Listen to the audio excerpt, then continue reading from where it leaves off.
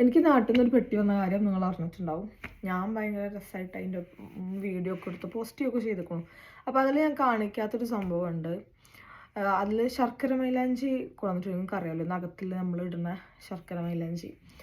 അപ്പോൾ ഫസീൽ എനിക്ക് ഇതേപോലെ 1 അല്ല 2 വാങ്ങി അതിൽ വെച്ചിട്ടുണ്ടായിരുന്നു. കാരണം ഇത് വളരെ തിന്നായിട്ടുള്ള ട്യൂബായിരിക്കുമല്ലോ.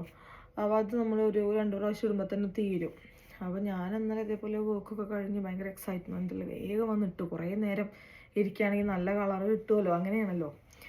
അപ്പോൾ രാവിലെ എണീറ്റു. നമ്മൾ മൈലാഞ്ചിയൊക്കെ ഇട്ട് നമ്മൾ രാത്രി കിടന്നു കഴിഞ്ഞാൽ പിറ്റേ ദിവസം രാവിലെ എണീക്കുമ്പോൾ നമുക്കൊരു അത് നമ്മൾ പണ്ട് ഇത്ര ചെറിയ കുട്ടികളാകുമ്പോഴും ഉള്ള ആ ഒരു എക്സൈറ്റ്മെൻ്റ് ആണ് എനിക്കിപ്പോഴും കേട്ടോ. മൈലാഞ്ചിട്ട് കിടക്കുമ്പോൾ പിറ്റേ ദിവസം അത് മാന്തി പൊളിക്കാനും നിറം വന്നിക്കണോ നോക്കാനൊക്കെ ഉള്ളൊരിത്. അങ്ങനെ ഞാൻ ഇതേപോലെ ഇന്ന് രാവിലെ എന്താ വേഗം എണീറ്റ് ഇതൊക്കെ മാന്തി പൊളിച്ച് നോക്കി. അപ്പോൾ എനിക്ക് കിട്ടിയ സ്റ്റെയിനാണ്. What is this guys?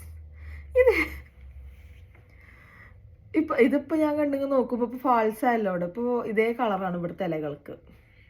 കാണും.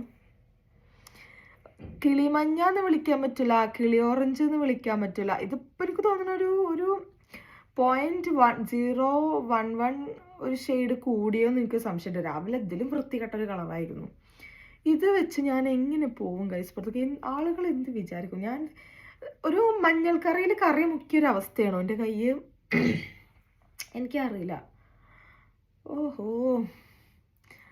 അങ്ങനെ നല്ലൊരു കളറാണ് കിട്ടിയതെന്ന് പറയാം. ഞാൻ വന്നിട്ട് അത് തീരോളം ഇതിൻ്റെ മേലെ കൂടെ ഇട്ടുകൊണ്ടിരിക്കണം എങ്ങനെയെങ്കിലും ഈ വളിഞ്ഞ കളറൊന്ന് മാറ്റിയെടുക്കാൻ.